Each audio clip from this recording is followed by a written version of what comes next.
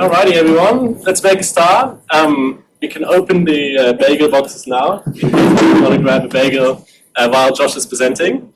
So it's my great pleasure to again introduce Josh Mangelson from BYU in Utah.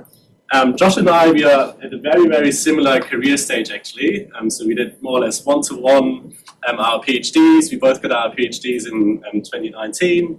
He got his PhD from the University of Michigan, where he also did his master's.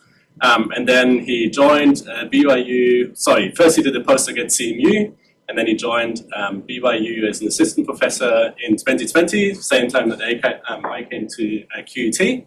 And then he's a step ahead of me because he just got promoted to associate professor. I think I might be the last one introducing him as an assistant prof. So from August on, he's going to be an associate prof at BYU. And we were both area chairs for Robotics, Science and Systems, the conference. A couple of times now, where I got to have many nice chats with Josh and hear about his really, really cool research spanning a wide range of topics. And he's really, really interested in field robotics and everything to get your robots out in the field. And I know we're going to see some nice videos about that as well. And without further ado, I'm going to hand it over to Josh. And thanks everyone who met with him already this morning. We might be able to squeeze in one more person if it's really someone to catch with him afterwards, just let you know. But yeah, Josh, take it away. Thank you. Thank you for the invitation.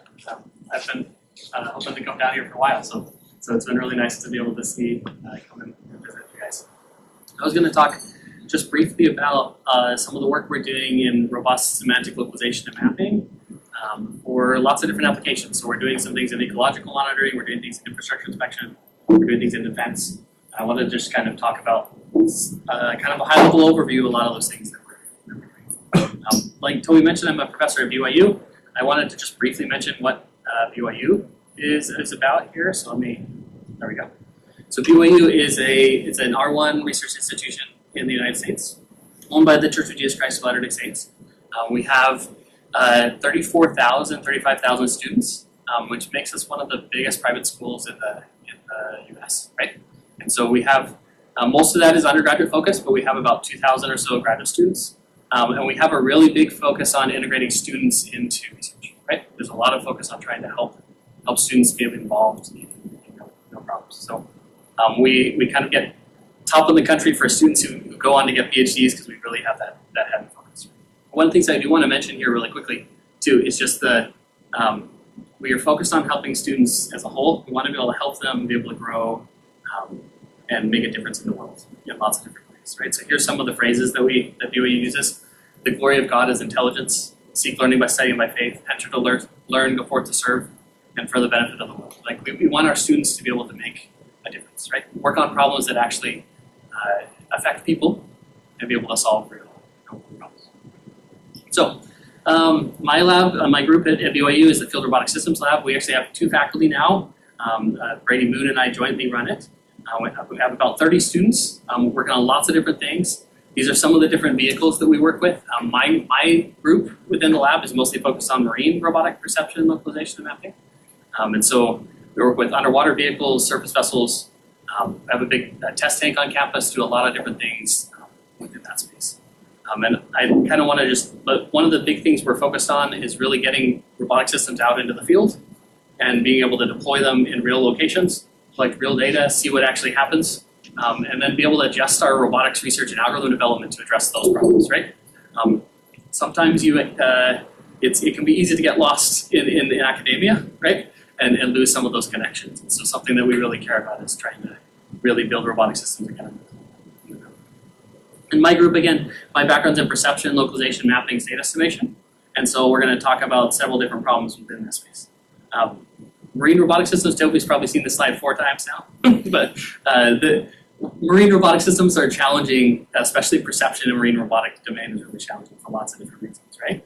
And so I want to just briefly touch on those. Some of you guys are heavily involved in these, but I think it's just helpful to point out all of the things you have to deal with when you're working with marine robotic systems, right? So one is you have limited comms and no GPS as soon as you get below the water, right? So as soon as you drop below the water, radio comms don't transfer very well. And so they get absorbed by the water, and so we use acoustics to be able to deal with that problem. But that means you get bandwidth of like 8 to 10 bytes every second, right? And only one vehicle at a time can talk, and about 50% of the time that comms won't make it through the channel, right? So it's really, really bad. No GPS within those domains. Often in above water we use camera quite a bit, right? But underwater, in lots of cases, you're going to have pretty poor visibility, right? When you're dealing with coral reefs, often the water is going to be relatively clean, but in lots of other environments, you might be able to not see farther than like this, right? Like an inch or two in front of your face. So in order to address that, we often use sonar to be able to address those challenges. Sonar, again, sound propagates much better than electromagnetic waves underwater, but then you're going to have challenges because you have to deal with the complexities of sonar. So there's probably 30 different types of sonar out there.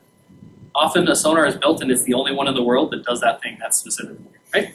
And so you've got to deal with those specific challenges. They're typically very noisy, but they can see much farther than you can. If you're doing localization, you have challenges because the environments themselves are feature poor, right? So you've got very, very small numbers of features you could actually use for localization. Lots of times it's just going to be rippling sand that moves, right? And so that makes it challenging the ability of localization. You typically have high dynamics that goes along with that. So on the scale of seconds, you have waves. On the scale of hours, you've got tide. And then on weeks or months or years, you've got storms.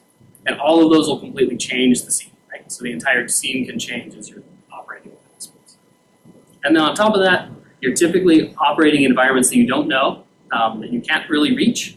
And sometimes you have no prior knowledge, right?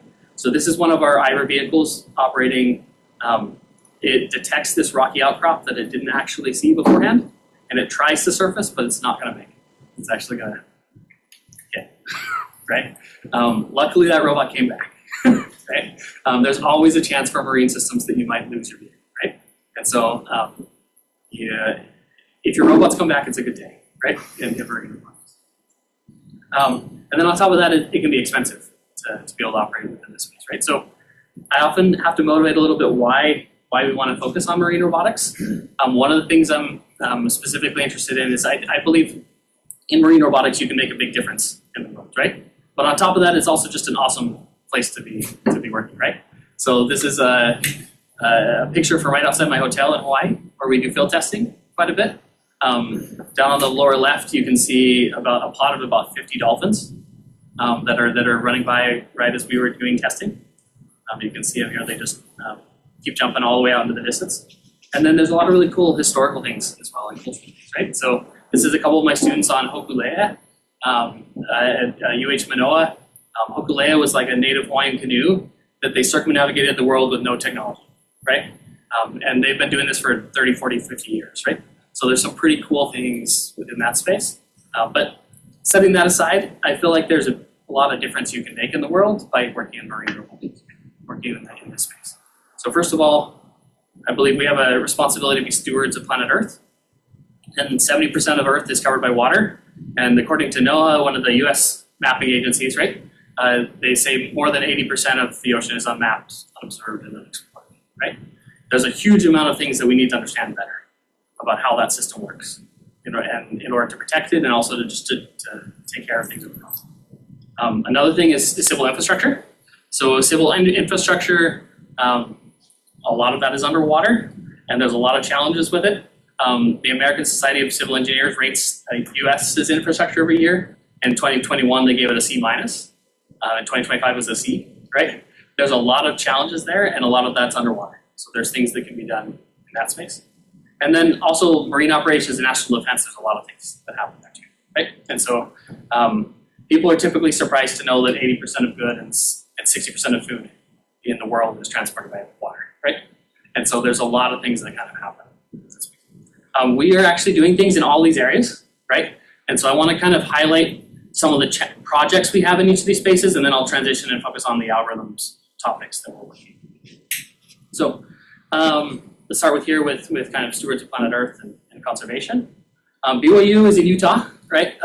People typically laugh when I say I'm doing marine robotics in Utah because it's landlocked. It's in the middle of the center of the United States up in the mountains. But BYU actually has a sister school called BYU Hawaii, and it's on Oahu. So it's right next to, it's in Laie, which is about on the north shore of Oahu, nearby Honolulu, same island as Honolulu. BYU Hawaii is a really cool school because it's really focused on trying to help students from the Pacific Rim get education, right? And so they're connected with something called the Polynesian Cultural Center, which is a program that allows students from the Pacific Rim to get their education paid for 100%, right? Just by sharing their culture. So they get to go share their culture and then their whole, basically on tourist dollars, right? Their entire education is paid, which is pretty cool. But in working with them, they have a marine biology program, right? And they're right on the water. And so we are able to be able to work with them to be able to get close to be able to do actual marine work in lots of spaces. We actually do some things in Utah that I'll touch about as well, but I'll talk first about some of the things we're doing in Hawaii. So Molokai is right next to Oahu. It is home to the largest fringing reef in the United States. And that reef is being destroyed due to sedimentation and erosion. So the mountainside there has been overgrazed for decades, for probably 100 years. There's a lot of challenges and things that are happening there. And so every time it rains, you can see the red mud just slide off the mountain and into the reef. And so one of the things we're interested in is trying to characterize that. We're working with a local nonprofit group called Aina Mamona there. That is both an educational group and they're trying to understand to be able to conserve the quality. So I want to play a short clip of a video that BYU put together that talks about some of this project and kind of introduces the project. For us, as Hawaiians, the land, the mountains, the seas, it's truly spiritual. Akua, he gave us this. It's a gift from God. The reef on Molokai is extremely unique. I spent lots of time in my childhood fishing and diving on that reef. This is a really amazing place, but it's at risk right now. It's at risk of being lost. Molokai has been known historically as a place of abundance, and that's what we're working to restore. It's truly like no other place. This is the last place of the old Hawaii, and we want to try to keep it this way. Molokai actually has the largest fringing reef in the whole United States. For generations, residents here have fought to protect the island and their way of life, but they know that Molokai is changing and that the reef is at risk. When we were young, this is all white sand. We could walk 100 yards and fill up one bucket of crab. You know, you can see the impact. So what we're seeing right now on Molokai is a big increase of sediment runoff being deposited right onto the reefs. And when it gets into the reef is too muddy to fish. The fish die, the reef dies. Coral reefs are one of the most threatened ecosystems in the world. This is where the vast majority of the diversity exists. These are the rainforests of the ocean. The people who live there, they know what's happening. They see the changes, they've experienced them. So they approached us at BYU saying, can you help us integrate some of the newest technologies in ecological research to assess status of the land and ocean? Right now in science, they like to call it the ridge to reef, looking at the whole system from top to bottom. The connection between land and water, you feel it very strong, especially when you're on an island, Hawaii, Samoa, Tonga, because, that's our food resources. What happens in the ocean is a byproduct of what happens on land. And what happens on land is heavily influenced by the ways that it's being managed.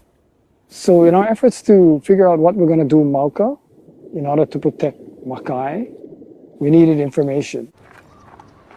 What they asked us to do is to survey in high precision what was happening on the mountainside, as well as where sediment was being deposited in the reef. So if we capture that moment, the conditions of the reef, we can come back in like 2 and 3 years and run the same model. And then in that way, we see what's going on in the reef. Okay, so Molokai is home to the largest fringing reef in the United States, right? It's huge, huge reef, miles and miles and miles, right? But manually sampling it is really time consuming, really costly to do at scale. So one of the things we've been looking at And this actually happened in 2020, right? So it was in the middle of COVID. I just barely got to BYU. And so we quickly threw together a service vessel equipped with stereo cameras to start looking at surveying these coastlines, right? And so really our goal with this was to be able to try and map specific areas off the coast of Molokai and be able to come back and recurringly map them over time to be able to see how the changes occur, right? So here you can see the scale, that small vehicle and then that really large reef. And that's just a tiny part of the reef, of course. And so here's some of the results that we got from that, right? So here's 5 different sites off the coast of Molokai. These maps you can see on the side, they're about 30 meters by 50 meters in scale. So really, really large reconstruction sites. From the stereo imagery, we ran photogrammetry, so you got 3D models. The color correction here is actually pretty bad. We were mainly just trying to get basically high features so that we can do the photogrammetry, right? Be able to build 3D models. But you can see the actual individual coral heads here. You can be able to track these things over time. One of the things in marine ecology, one of the ways they measure the complexity of the reef or the health of the reef is called rugosity, right? And so one of the ways that this is manually done is you literally drape a chain over the coral reef, which damages the reef, right? It has the potential to really damage the reef. And then they measure the difference between the length of the chain and the actual area traversed by the chain, right? The distance traversed by the chain. So if that ratio is high, then that means that there's a lot of complexity in the reef. If that ratio is really low, then it's hard, and then that means that it's mostly flat. There's not much reef there, right? And so you can think about situations where this might go wrong, right? You could potentially damage the reef. The other thing you could potentially do is just shifting that line over like a foot or two might drastically change what the measurement actually looks like, right? And so you've got to have to do this a lot of times if you want to be able to get statistically relevant information. So one of the things we started to look at was, can we get 3D surface complexity, right? If we build a 3D model, we can actually look at more complex, larger scale portion of that reef and then see how much that changes as we shift, right? And you get much more reliable measurements by doing this 3D complexity, and you don't actually have to damage them, right? And so the long-term goal of this project, though, is to go back and do that again, right? So it's been about 5 years since we did this specific site. So the hope is to be able to go back and do that site again and be able to build the 3D models and then be able to compare those two. So that's something that we've been working on over the last couple of years. But I also want to be able to switch back and talk a little bit more about some of the other things we're doing, right? So that's on Molokai. Back on Oahu with BYU Hawaii, there's another coral restoration group called Kuleana Coral Restoration. They're a local nonprofit Native Hawaiian restoration group that's looking at trying to replant coral that's damaged and broken off. And so some of the challenges that they see is their coral seems to be growing much slower than it seems to grow in other places. And then they have really, really high ocean swells. So the ocean swells come in and they break off huge colonies and just like kind of throw them around, right? And they're trying to think about how do we replant these in reliable ways. I don't think that they don't have as many resources as some of the other places, right? And so they're just trying to do this manually with citizens and with volunteers. But they go find large colonies, they try and reattach them, replant them. They're doing fragmentation and replanting. In order for nurseries, they're actually doing it in water nurseries because they don't have the resources to pull them all out and keep them alive and then pump them back in, right? But we're trying to help them to be able to monitor their restoration sites, to be able to understand how those things have changed over time, whether the ones they're replanting are still there and healthy, right? Or whether they're growing or getting knocked off again during spawn.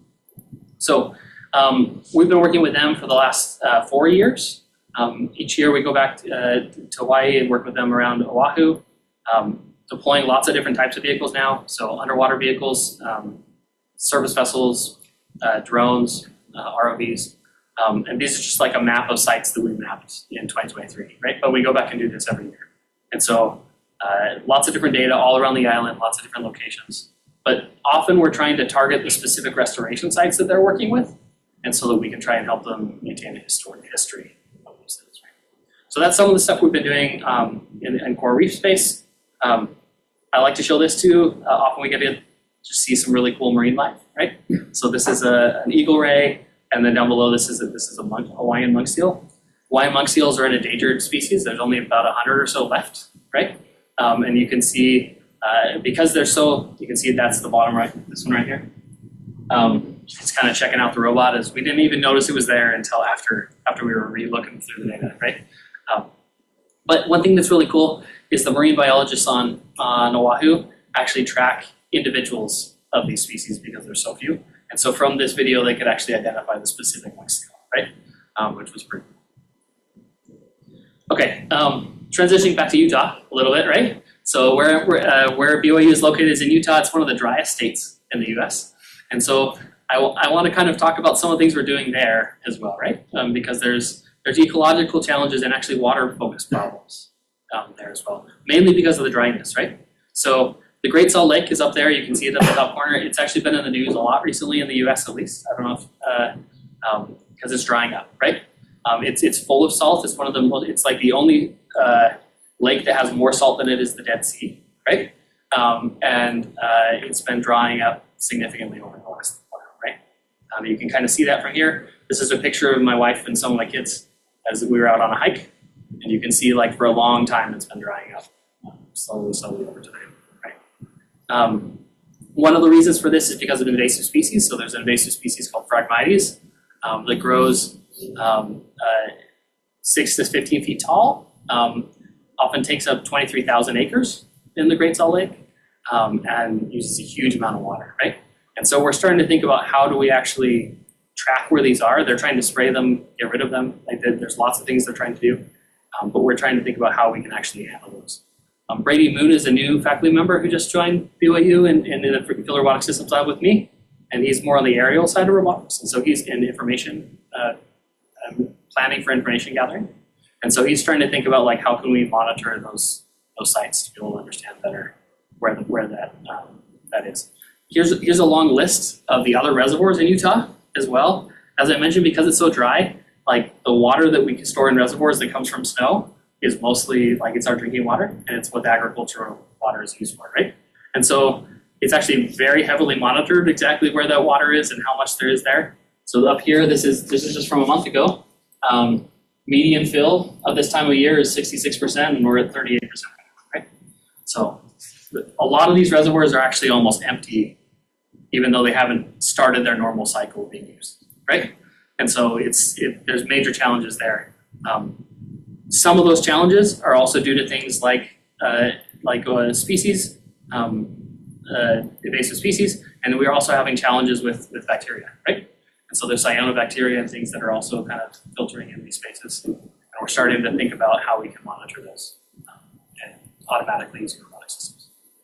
So invasive carp, right? There's tons and tons of things here that we're trying to think about how we can address those problems in Utah as well as in the ocean. So I'm going to skip through this for just a second here, but there's lots of different reservoirs with lots of different challenges that we're trying to start to monitor using underwater vehicles and surface vessels. But this is kind of some of the things we're doing in terms of the ecological space. I want to transition a little bit more and talk about some of the other problems that we're working on addressing, and then I'll switch over and talk about some of the algorithms, kind of algorithmic side. One thing I do want to point out here, I really like working on these types of problems because of the effect it has on students, right? I like being able to get students in real locations, working on real field problems, working with real people that have those challenges, and I think it changes that, right? To think about how these problems can, what they are doing, and how the work that they are doing, how it can make a difference in the world and affect people. So I had a video that talks about that. I'm going to skip through it just because of time here. But let's switch over and talk about some of the other things we're working on, right? So that's some of the ecological space. We're also interested in infrastructure, right? So the America's infrastructure, but infrastructure all over the world has challenges, right? In the United States, there's 91,000 dams, and over the last 20 years, the number of high hazard potential dams is more than double, right? And the number of deficient high hazard potential dams is more than 2,300. So high hazard potential dams are dams that if they broke, it would flood a city, right? Deficient high hazard dams is dams that are probably nearing their end of life, right? And need to be resolved, right? And since 1980, there's been at least 24 dams failed per year in the US, right? I think the news outside the US is worse than it actually is. The US is huge, right? So these numbers make it look bad, but it's still a problem. It's something that needs to be done, right? And that's just dams. So there's 617,000 bridges, 300 plus ports, 12,000 miles of waterways, 30,000 miles of levees, right? And all of those are manually inspected right now, right? So the way that infrastructure is inspected is by diver. I am a diver, I like diving, right? But it's really hard as a diver to know exactly where you are down to 1 centimeters, right? And it's dangerous, costly, it's time consuming. You have to have a buddy, you can only be down for 45 minutes, right? Like depending on your air. So there's lots of different things that make this really difficult to deal with. And you can think about situations where you had a team of robots, right? That were automatically doing inspection. And they could do this at scale, they can localize down to a centimeter, they can know exactly where they were, and be able to use that information to be able to give us much better inspections at much more higher frequencies, right? So my PhD work is actually all looking specifically at this, right? So we had a project that was with a collaboration between MIT, Woods Hole, University of Michigan, and CMU, thinking about how do you do autonomous ship hull inspection for Navy ships specifically. But we had a robot that would swim down underneath the ship, had camera sonar, we were doing SLAM of the bottom of the ship, so we could ensure we could cover the entire hull, be able to make sure that we got camera imagery of every single spot on that hull. And then we could build maps to look for specific types of damage or other things on the hull, right, that needed to be found. So this is something that we spent a lot of time on. There were probably 15 people who got their PhDs on this project. So lots of different people working on this. But one thing that we're interested in is trying to actually transition this to be able to be used, right? So Michael Kess and I co-founded a startup called Autonomy to try and look at this, where we're trying to transition those existing technologies that we spent 15 years on to try and actually start to look at infrastructure, right? And so I'm going to play part of a quick video here without audio, just to kind of talk about some of the things we're doing there. So we're building vehicles, building the autonomy to be able to do automatic inspection with these vehicles. You can kind of see, here's some videos here of just like some testing at CMU with that vehicle. But we're working on the autonomy to be able to do automatic real-time mapping, right? So here's an underwater vehicle with camera and sonar, building a real-time map of a structure of the water, right? And above the water, you can see photogrammetry. So this part is photogrammetry. This is 3D sonar in real time. And this is photogrammetry as well from underwater, right? And so we're working on being able to actually find new details, mapping at scale where you could be able to understand that infrastructure.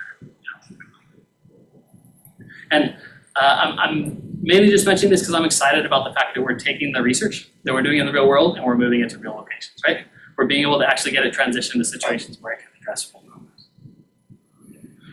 Okay, we're also doing a lot of things on like kind of marine operations, national defense kind of space. But rather than dive into the specific challenges there, I'm really going to talk about the robotics algorithms that we're developing, right? All three of these depend on robust, reliable perception and localization. And that's really what we've been working on in my lab for the last 7 years. So lots of things we're doing in here. I'm not going to have time to be able to dive into detail on all of these again, but I want to kind of just introduce the major challenges and problems we're trying to address within this space. We're doing things with underwater and surface, and perception and autonomy, in lots of different areas. So we're working on UUV and USB localization and odometry, so determining where the vehicle is accurately underwater and reliably with sensors that drop out and have turbidity and have all of these other challenges. We're doing that for both UUVs and USVs. So underwater, the challenges come in from camera and sensor dropout. For surface vessels, you have to deal with the waves and really, really high dynamics, right? And so we're trying to work on both of those. We're working on cooperative multi-agent localization. And so how do you have teams of agents work together under those acoustic comms constraints to be able to build maps and localize as a team? We're working on cross-modality localization and mapping. So if you have sensor data from different types of sonars or sonar and camera, how do you build maps and localize across those modalities? We're working on semantic mapping and scene understanding, starting with surface vessels. We've done a big project that's doing this with surface vessels, but we're interested in moving that to underwater space as well. And then we've also been developing some tools to support this. So we've got a simulator called Hollow Ocean that supports a lot of this. The background and sensor data that you need in order to work on these things before going to the field. And then we're working on some low-cost UAV. So let me talk about each of these briefly. On UAV, USV localization, obviously you're dealing with the problem of determining where you are, right? You need to be able to estimate your vehicle's trajectory and state in real time from noisy data, right? And data that might drop out and has all the challenges of marine systems. The typical odometric sensors for a UAV or USV is going to be a DVL, magnetometer, accelerometer, gyroscope, and GPS if you're at the surface, right? But only if you're at the surface. And perceptual sensors, obviously there's camera, sonar, LiDAR, and actually inter-robot acoustic comms can be used as a sensor measure, right? Because if you have an array on your vehicle, you can actually get the direction that sensor measurement came from, that comms, where it came from. And if you have two-way range or if you have synchronized clocks, you can get distance between units, right? So you can actually use that as a measurement as well. Camera, LiDAR is typically not going to work underwater, but it does work for surface if you're close to things. But we're working with basically any combination of these that you can think about. We're working on, right, in some way. And there's lots of different techniques, right? So those can be broken into filtering. Filtering, you're going to be able to estimate in real time something very quickly. You typically are just estimating your state at a single point in time. Column filters is the primary example of that, right? They're typically really fast. The processing takes, let me do that again here just so you can see it. The processing is really, really low for filtering-based techniques, but typically you're only estimating your state at the current point in time. And so you actually get problems with that when you start to deal with nonlinear systems. Smoothing is where you frame that as an optimization problem for maximum likelihood or map estimation. And that's what we were doing on the Schiphol, right, when we were doing mapping there. And so we're doing things in both these spaces, right? We're thinking about one of the challenges when you start having problems with column filters is that when you get nonlinear systems, you have to go to what's called the EKF, right, the extended column filter. That's where you linearize your models in order to be able to handle the nonlinear system characteristics. But you typically linearize your model around an unknown state estimate, which means that you now have noisy state, right? And so we're doing some things with something called the invariant column filter. We have a tutorial on this, as well as we've applied it to full service vessels and underwater. But we're thinking about like how do you perfectly represent that linearization, so you don't actually have the problems that come with it. We're also doing a lot of things here within the smoothing space, and basically all the other projects are based on techniques on this side. Okay, let's talk about some of the robust cooperative localization that we're thinking about. 10 minutes, okay. So we're looking at one of the ways you can try and track your position well is to use a bathymetric map, right? So if you have a prior bathymetric map of the world and you're able to ping the bottom, you can reference what you're currently seeing with that prior map in order to determine where you are, right? And there's lots of different ways that this has been done. But for underwater, that's going to depend on you actually having a varying subsea floor, right? Which often you don't.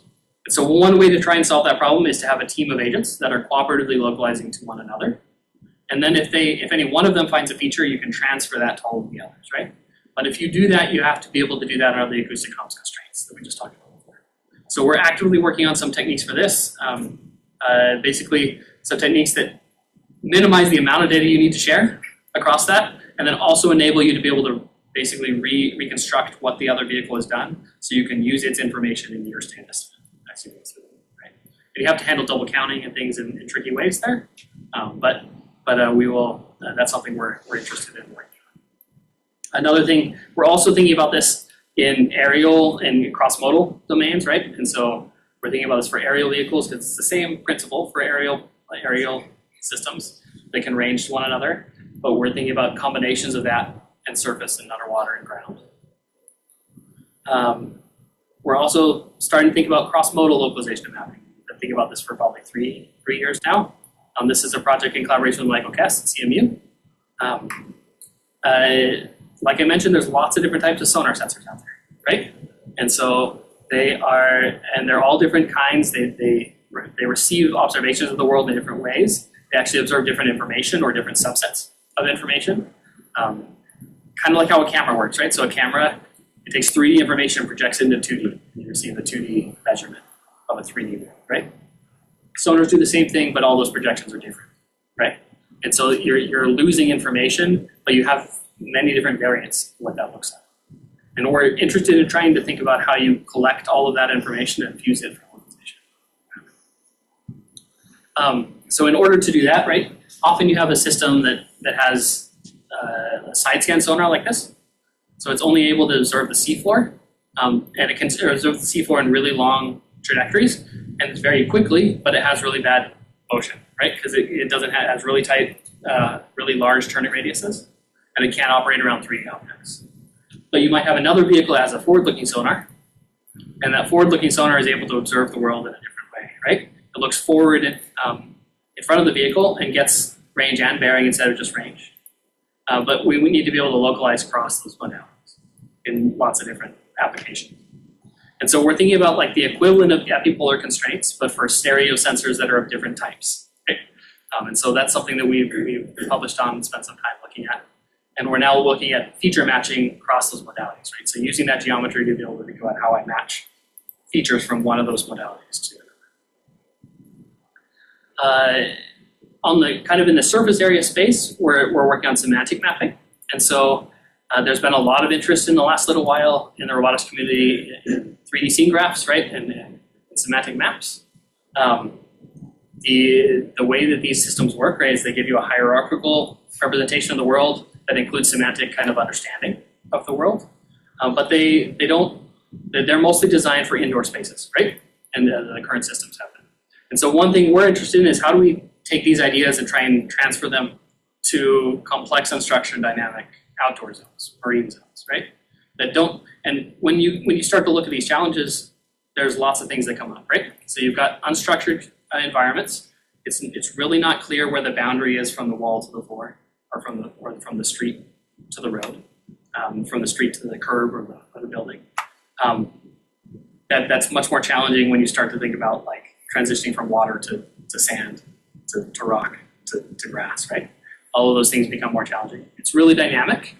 And then you've got open set outer distribution semantics that you've got. And so we've been thinking about how you can do this at scale. We've been thinking about building LiDAR-based maps of environments and then mapping semantics from those from camera through an embedding system like a VLM, and then embedding that into the LiDAR maps. Then you can actually query that map at a later point to be able to say, tell me where all of the trees are, tell me where the sidewalk is, right? And figure out which parts of the map are relevant. You can do this at scale, right? We can do this actually at, like for multi-kilometer environments. We've been looking at how we analyze that in the field. And so we've been starting to think about doing this in outdoor environments. These are some of the data sets we've been working on. And then more recently, we've also been doing this for surface vessels, right? And so we have a sensor platform on an unmanned surface vessel. It has RTK GPS, 120 beam LiDAR, 270 degrees of stereo cameras, IMU. And last time when we were in Hawaii, we did data collection up around coastlines, in and out of marinas, up and down rivers, like terabytes and terabytes of data. And we're starting to think about how this is one of the first data sets that actually has these capabilities. And we're starting to think about how we can apply and transition these techniques, the stuff we've done on ground, to marine systems. And the next step is underwater, right? That's something I'm interested in doing as well, is getting to that point, which is a whole bigger step because all of the semantics is now on a distribution in water. And so we're starting to think about those challenges. Okay, I've probably got maybe 2 more minutes, maybe, maybe. So some of the stuff we've been working on to support a bunch of these projects, we needed a simulation tool to be able to support these things, right? And when I started the group at BYU, we didn't really have there wasn't a simulator out there that supported all the different types of sensor sonar modalities, all the types of underwater vehicles. So we built one called Hollow Ocean. It's based on Unreal. It's a simple Python interface, so it's really easy to use. Open source, you can get access to it freely online. UUVs and USVs, all the different sonar modalities, DVL, IMU, all the different types of sensors you might need. If you're trying to get into the marine space, and you don't have access to those expensive vehicles, right? And the money to pay for boat time and everything else. This is one of the tools we've been building to try and enable. And we're actively developing this. One of the things we've added recently is LiDAR camera semantics, right? So you can be able to automatically extract semantics and set tags within the world. We've added tides and currents. One of the things that's more challenging is waves, right? And so we've started to look at this. For the dynamics I mentioned before, if you want to be able to actually have a vehicle that's operating realistically along a coastline, you've got to be able to model all of those disturbances well, right? And so that's something that we've been spending some time on. One of my PhD students is also with the US Navy in a group. And so he's been working on some of these things. And there's lots of different things you would want in that, right? You want to be able to handle wind direction, sea state. You want to be able to handle the swell. You want to be able to handle interactions with structures, like a moving boat, but also interactions with the terrain, right? Like the seawall or the coastline, right? All of that is something you'd want to simulate well. And there's lots of different ways that this can be done, but all of them have their strengths and weaknesses. And so we've been working on ways to try and merge these into a single wave sim that's actually fast enough to be usable, right? So that's something that we've been doing in the last while. And GPU acceleration of the sonar sim, as well as the wave sim. And then in order to support some of the other, the cooperative multi-agent work, right? We have IVERs, underwater vehicles that are industrial that we actually deploy regularly in the ocean, but they're expensive, right? If you want to get to a fleet of 5 or 6, it's not likely to do with those types of vehicles. So we've also been doing some low-cost vehicle development. We've built a low-cost system that has out of custom off-the-shelf parts, and we've been working on integrating that with Hollow Ocean and getting it to the point where we can basically scale to fleets of vehicles, right? So those are some of the tools that we've been building to try and help people in the field as well as ourselves, but other people be able to get to those to marine systems. Okay, so those are some of the, these are again the long-term goals for the actual problems we're trying to solve. But like I mentioned before, the thing that really makes me excited is really helping the students grow, right? And so I want to thank my students for the things that, because all of this work is being done by them. And then obviously I want to thank my sponsors and thank you guys for being willing to have me come. And I'm happy to answer any questions.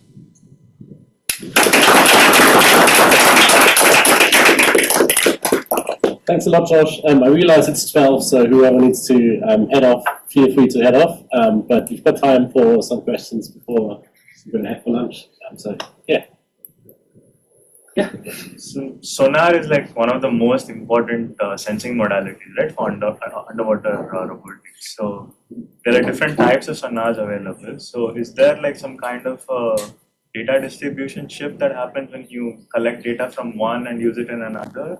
Absolutely, yep. So they observe the world in very different ways. So you can think about it like the projection from a camera to a sonar, from a 3D world to camera, right? Where you're losing some information. So you've got a 3D object, and everything on array is going to project into that camera, right, at a single pixel, right? For sonar, it's actually like, depending on the sonar, that projection happens in a different way. So for sonar, you're going to send out sound. It's going to, if it's an active sonar, you're going to send out sound, and it will bounce off of an object, come back. And you'll either get range or bearing or 2 angles and range, or just 1 angle, right? So it depends on the type of sensor you have. For a forward-looking sonar, for example, when you send out sound, it bounces off an object, it comes back.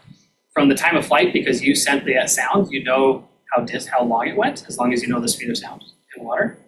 But the angle you get from beamforming. So you actually have several receivers, and you determine the angle based on the delays coming back. For side scan, which is a different type of sonar, you only get the range. You don't have an array, so you don't get the actual information coming back with angle. You just get distance, right? And other types of sonars will have 2 types of arrays, but they get more expensive the more you go, right? And so then you end up with getting maybe some 3D information, but it's really noisy. So all of them give you fundamentally different data, right? But they're coming off of the same 3D world objects, right? And so we are trying to deal with like, how do you actually map information from one to the other? And there's going to be some type of distribution shift, right? If you were doing it in a training-based scenario, right? You're definitely going to have those challenges. but we're trying to, and often there might be things you need to do on the planning side in order to minimize that distribution set, right? So if you've got side scan sonar that's pinging the bottom horizontally to the vehicle as you're moving forward, you might need to be pointing your forward-looking sonar horizontally in the same direction to be able to get images that look the same, right? And so there are various things you can try and do to try and minimize that distribution shift, but yes, it's going to be. Good question. I love the question.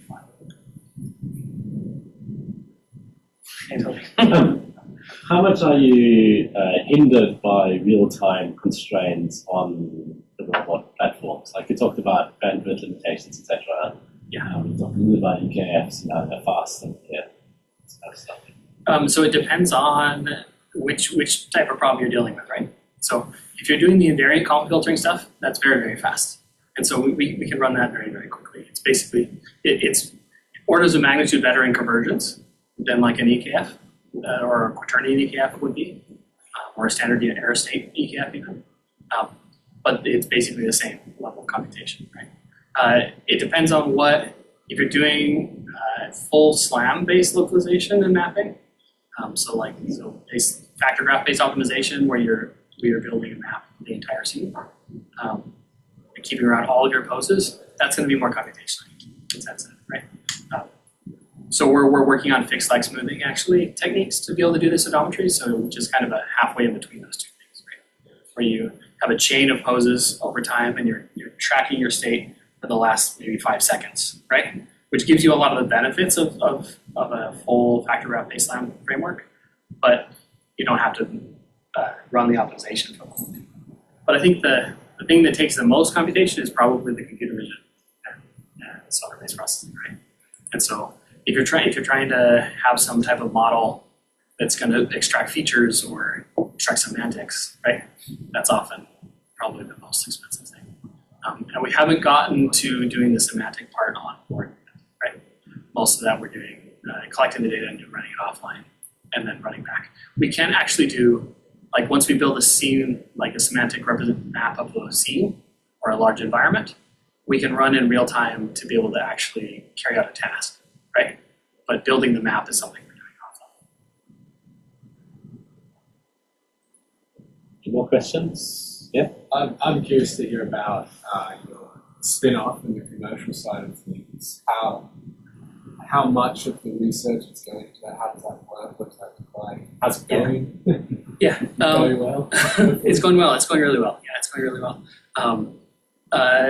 So what specifically are you asking, actually? So are you asking, like, how's that going in general, or what? Yeah, I mean, like, just tell us all about that. Sure, yeah. So that, we're working on basically infrastructure inspection, right? So the goal is to be able to deploy robotic systems that can automatically do inspection tasks. We're starting with things like dams. So we have a project with the Army Corps of Engineers, which is like manages a bunch of the dams in the U.S. And so we're working with automatic inspection and mapping within that space. We've got like a team of like 5 or 6 people right now, 7 people. So it's growing, but it's still relatively small. But it's something we're excited about. I think I'm especially excited about just taking the research we're doing and trying to get it to a real problem, right? To be able to address things in real applications. There's, in terms of how much of the research I'm doing at BYU is going towards that, fairly minimal, because I'm trying to keep like a boundary somewhat between that, right? For conflict of interest reasons, you try and kind of keep those two things separate. I am trying to, I'm excited about it, and I'm hopefully, now that I have tenure, right, I should have time to spend a little bit more time on it than I was before. But it's going pretty well. Michael and others, it's based in Pittsburgh, so Michael and others are spending a lot of time. Follow up to Alistair's question. What's the, like, I know Ryan, obviously you work with, has been working on this for 20 years, and people before that were working on it. What's the maturity of the commercial field? Are there 784 commercially viable companies, or is basically no one managed to make it work, and this is all a greenfield opportunity? Yeah, I think there's probably about 3 or 4 companies out there in the U.S. that are trying to do this, right? I think right now, all of them are relatively new, right? And so I think there aren't any out there that have the exact capabilities that we're working on, right? But I think that the capability is there, right? I think the research that we spent for a long time, right? Yeah, we can talk about it more maybe at lunch, right? but I think that there's I think that the capability is there, and I think the need is there, right? I think there's a lot of people out there in the market that need that specific tool. Cool. Let's thank Josh one more time.